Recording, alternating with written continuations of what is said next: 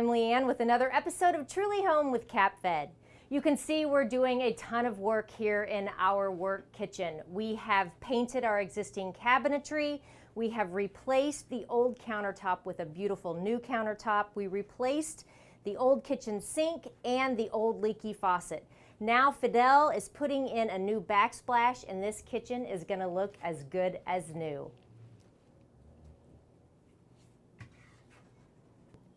Because we're working in such a small area, we're using a pre-mixed mortar. And Fidel put it on using a putty knife, and now he is spreading it using a notched trowel. Once he gets it spread out, he's ready to apply the tile on the wall. He's working in about a 2-foot section, which allows him to put 5 to 6 tiles on at one time. You want to work in manageable sections. Now he'll start to apply the tile.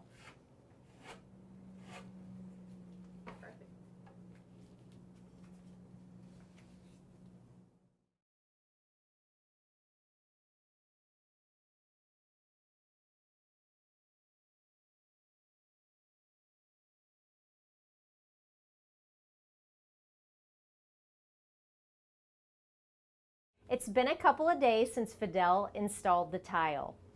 Now it's time to add the grout. But first we need to remove the tile spacers. Super easy to remove. You can honestly slide your hand across them just to get them out. Always leave them in until you know for sure that the adhesive is fully dry. And like I said, I would give it a good 24 to 48 hours, 48 to be on the safe side. Okay, get all of those out. Now we're taking a tile float, and because this area is so small, I picked up a bucket of pre-mixed grout. I'm using bright white because we're using a white subway tile. All right, so here we go. You're gonna start by smearing the grout into each of the cracks of the tile. I like to work, I smash it in at about a 90-degree angle, and then I wipe off at about 45-degree angle.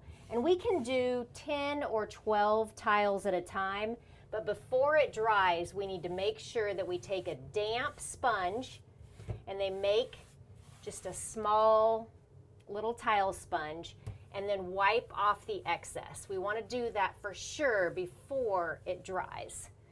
And then grab another section. And I just take it and I go each direction.